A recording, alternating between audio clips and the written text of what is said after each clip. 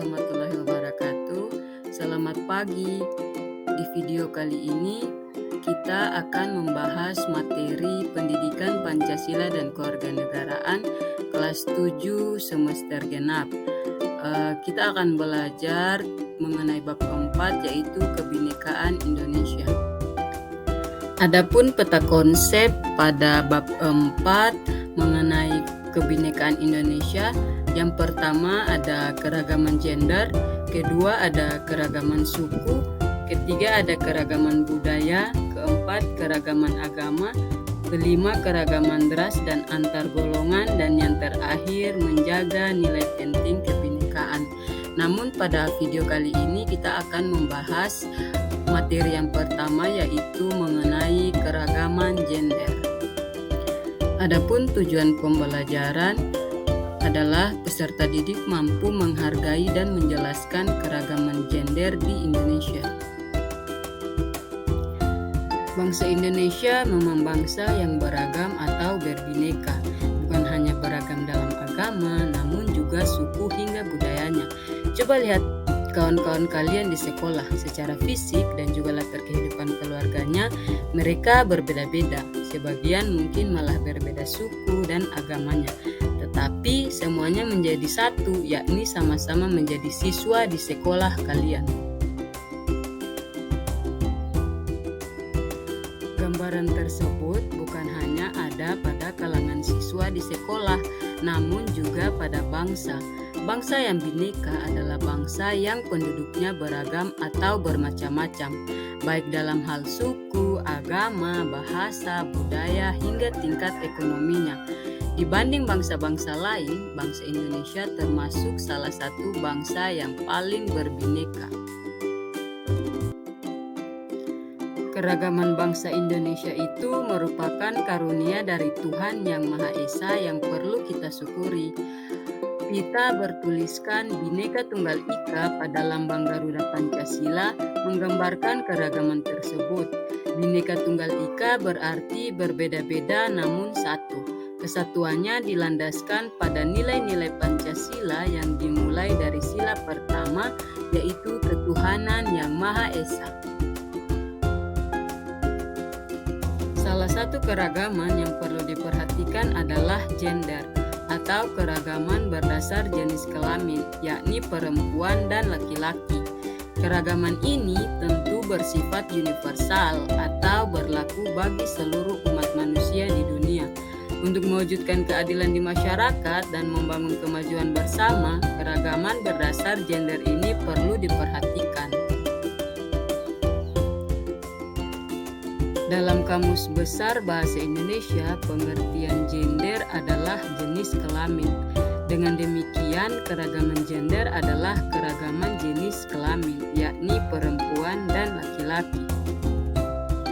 Pembedaan kedua kelompok gender ini berdasarkan aspek fisiologi, yakni perbedaan secara fisik berdasarkan ciri fisik biologis masing-masing, serta hormonnya yang mengatur fungsi biologis masing-masing. Contohnya, perempuan memiliki fungsi reproduksi untuk mengandung dan melahirkan anak sebagai penerus generasi.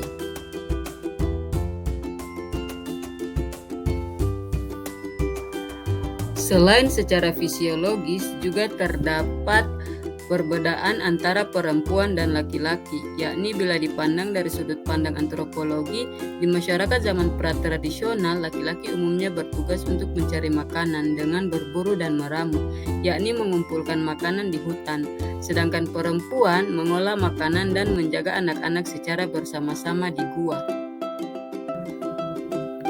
Contoh keragaman gender yang masih terjadi di masyarakat. Yang pertama, menyapu, memasak, dan mengurus rumah tangga hanya boleh dilakukan oleh perempuan.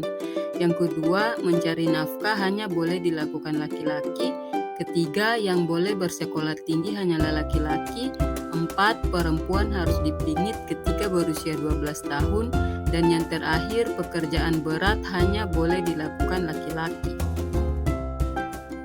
Selanjutnya kita akan membahas tentang kesetaraan gender. Setiap manusia memiliki hak yang sama di hadapan Tuhan maupun di hadapan hukum. Tidak ada satu kelompok manusia yang lebih mulia dibanding kelompok lainnya, kecuali menyangkut ketaatannya pada Tuhan, serta pada hukum yang berlaku. Dengan demikian, dua kelompok gender juga memiliki posisi yang sama atau setara di masyarakat. Walaupun ada perbedaan nyata secara fisiologis, hak perempuan dan laki-laki sebagai anggota masyarakat maupun warga negara sama, tidak boleh dibeda-bedakan satu dengan lainnya. Hal tersebut berlaku di rumah tangga, di lingkungan sosial bertetangga maupun di masyarakat secara luas.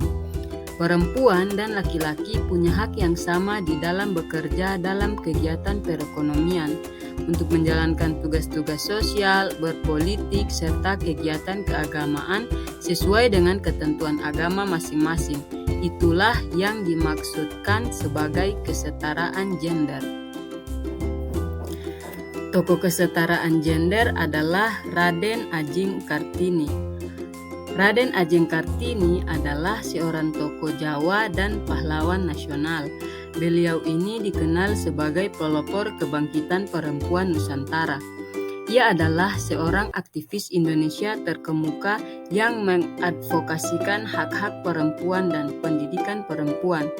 Zaman dulu, kebiasaan wanita harus dipingit, tidak bebas menuntut ilmu, dan juga adat yang mengekang kebebasan perempuan. Kartini menginginkan emansipasi. Seorang perempuan harus memperoleh kebebasan dan kesetaraan baik dalam kehidupan maupun di mata hukum. Di kehidupan sehari-hari, kesetaraan gender belum sepenuhnya terwujud dengan baik. Masih terjadi adanya praktik merendahkan dan bahkan melecehkan perempuan, karena pada umumnya perempuan secara fisik tidak sekuat laki-laki.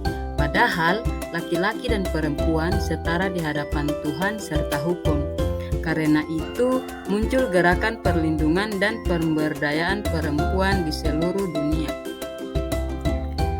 Di Indonesia, pemerintah juga terus berusaha membangun kesadaran gender di masyarakat, di antaranya dengan membantu Kementerian Pemberdayaan Perempuan dan Perlindungan Anak sejak tahun 1983. Selain itu juga dibantu Komisi Nasional Perempuan.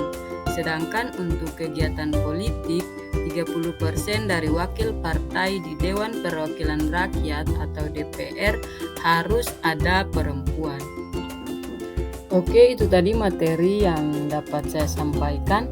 Semoga dapat bermanfaat bagi kita semua.